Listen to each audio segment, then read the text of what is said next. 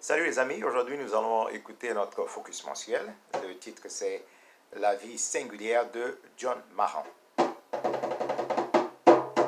Alors John Mahan est né le 17 juin 1755 et son père est décédé quand il était très jeune et il a appris la musique quand il était très jeune. Il était très bon musicien, bon au violon, bon aussi au corps d'harmonie. Et donc, très jeune, il a commencé à vivre une vie assez dissolue. Et un jour, il est allé donc regarder par curiosité un groupe qui s'était retrouvé dans une salle de réunion. Il y avait beaucoup de lumière. Il voulait y aller pour voir ce qui se passait. Et il voulait donc aller pour le distraire aussi avec son instrument, son corps d'harmonie. Donc, il est arrivé. Et quand il est arrivé là-dedans, malheureusement pour lui, quand l'évangéliste a ouvert sa bouche, c'était George Whitefield, il est tombé, parce que les paroles étaient trop puissantes d'après John Mahan lui-même. Et cela lui a pris beaucoup de temps, parce qu'en fait, l'évangéliste a prié pour lui, ça n'a rien donné.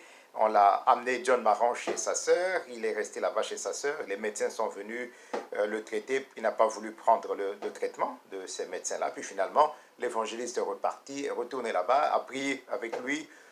La première fois, la deuxième fois, il lui a demandé comment ça allait. Il dit ça n'allait pas du tout. Et la troisième fois, il lui a même dit, mais quoi, tu veux me tuer ou quoi? Puis finalement, l'évangéliste ayant insisté, il a prié encore avec lui. Il s'est mis à genoux, il a prié. Puis finalement, John Mahan était guéri. C'était un miracle pour lui. Et après la guérison de John Mahan, quelque chose de particulier lui est arrivé. En fait, c'était un désir pour lui de toujours prier. Hein, prier avant de manger, prier avant de dormir, prier en tout cas pour tout. Mais c'est quelque chose que les autres ne faisaient pas. Chez sa sœur ne le faisait pas. Et puis finalement, il a quitté chez sa sœur, il est allé vivre chez sa maman.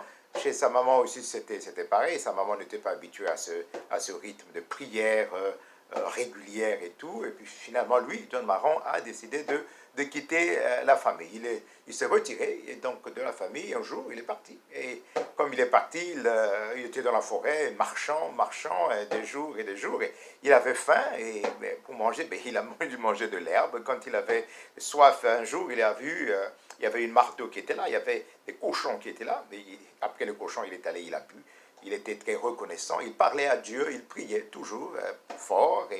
Et la nuit, à cause des animaux sauvages qu'il y avait, il se couchait sur les arbres. Et puis le matin, il marchait. En fait, il était là tout fatigué, mais reconnaissant de ce qu'il pouvait manger de l'herbe, boire même de la rosée. Et puis toujours être fort. En fait, il avait sa force à lui. En tout cas, tous les jours, il avait de quoi manger, donc de l'herbe, il avait de quoi boire, c'était la rosée ou n'importe quoi qu'il trouvait qu'il buvait. Et puis finalement, un jour, pendant qu'il était en train de marcher là, il a vu, il y avait des loups qui étaient là. Et des loups étaient là, mais finalement, les loups ne lui avaient rien fait. Et c'est ça qui faisait d'ailleurs qu'il dormait sur des arbres. Et un jour, en passant, il a vu, il y avait des ours à sa gauche, avec un ours à gauche, un ours à sa droite. Il est passé par là, sans problème aucun, mais il s'est dit, mais finalement, Dieu, tu es bon. En fait, il était content de savoir que, en fait, son Jésus était avec lui et il parlait toujours avec son Jésus, toujours et toujours. Si bien que ce jour-là, un chasseur indien l'a vu, il l'a écouté, il a dit, mais comment ça se fait que tu es si jeune? Comment tu fais pour survivre? Il dit, non, mais c'est mon Jésus qui s'occupe de moi. Il me nourrit, il me dit, oui, mais il est où? Il dit, mais ouais, tu ne le vois pas, mais il est là avec moi. L'Indien ne comprenait rien. Finalement, l'Indien dit, mais je te ramène chez toi. Il a dit, non, ne me ramène pas chez moi. Et finalement, l'Indien lui a dit qu'il le connaissait. Il connaissait sa maman, connaissait sa sœur. Il le reconnaissait lui. Mais lui, en tout cas, John Mahan ne voulait pas retourner chez lui. Finalement, le chasseur l'a gardé avec lui pendant la saison de la chasse. Ils sont restés ensemble. Et après, donc à la fin de la saison de la chasse, le chasseur lui a dit, écoutez, tu viens avec moi, puisque c'est terminé la saison de la chasse, tu viens avec moi, on va rester au campement des Cherokees. Il a dit, non, je ne peux pas venir là-bas. Ce sont les Indiens qui sont venus. Non, tu viens avec moi, tu seras protégé. Ils arrivent là-bas, malheureusement pour John, en tout cas, il parlait la langue, évidemment, des Indiens, puisqu'il parlait avec le chasseur indien, il a pris la langue et tout. En arrivant là, ils étaient tellement organisés, les Indiens, que finalement, on ne l'a pas fait entrer. Et c'était contre la loi pour lui d'être là avec eux. Donc la loi était claire, il devait être tué. Et l'autre Indien, le chasseur, avait été retiré. Donc, il y avait un bourreau qui était là, il fallait tuer, le juge avait déjà pris la décision, tout était là, c'était clair. Et donc, on l'a mis dans un endroit retiré avant de l'exécuter. On lui a dit ce qu'on devait lui faire, qu'on devait le mettre des gens qui sortent comme sur des pointes et tout, on allait le mettre, puis après le brûler, et c'était ça son sort. Et donc, on l'a mis à un endroit retiré avant de l'exécuter. Ah, donc le lendemain matin, c'était pas facile pour lui. En fait, la nuit d'ailleurs, il priait, il priait, il priait. Donc son bourreau est allé le voir le matin pour dire, mais tu es là avec qui? Il dit, non, mais je suis là avec mon Jésus et tout. Il a dit, mais on va t'exécuter. Donc il a amené le jour de l'exécution pour lui dire, bon, c'est le moment de t'exécuter. Il l'amène pour l'exécution, il dit, est-ce que je peux prier?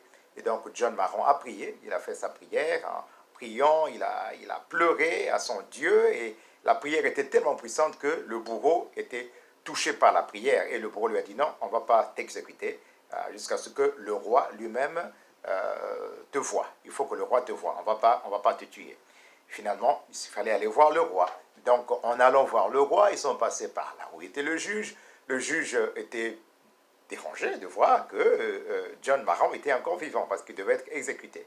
Et finalement, le bourreau a supplié le juge pour dire non, il faut qu'il voie le roi. Finalement, ils sont arrivés devant le roi l'a vu, le roi lui a posé des questions parce qu'il était très jeune pour dire mais à ton âge, là, comment est-ce que tu as fait pour survivre, pour arriver jusqu'à nous? Il parlait de son Jésus et tout. Il dit mais je ne le vois pas du tout, il est où? Mais il est là avec moi. Donc il a pris sa Bible, il a commencé à lire des passages dans la Bible.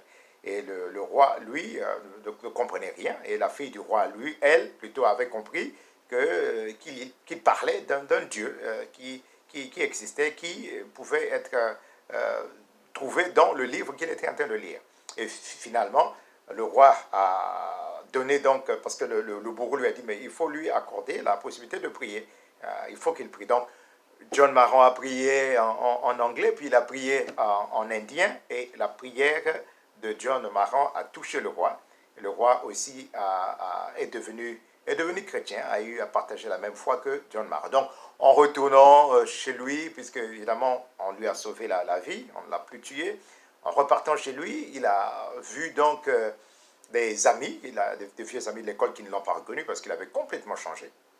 Et cet ami a dit non, mais John a demandé s'il il avait les nouvelles de Madame Marron. Il a dit oui, Madame Marron est là, tout le monde se portait bien, mais il y a un de leurs fils qui était perdu. Il a dit mais comment est-ce que vous savez que le fils était perdu? Non, on était allé le chercher avec son oncle et tout, on est allé, on a vu qu'il avait été dévoré par un animal, on a même pris sa dépouille mortelle, on est allé enterrer John, en fait, il était mort. John était complètement dévasté.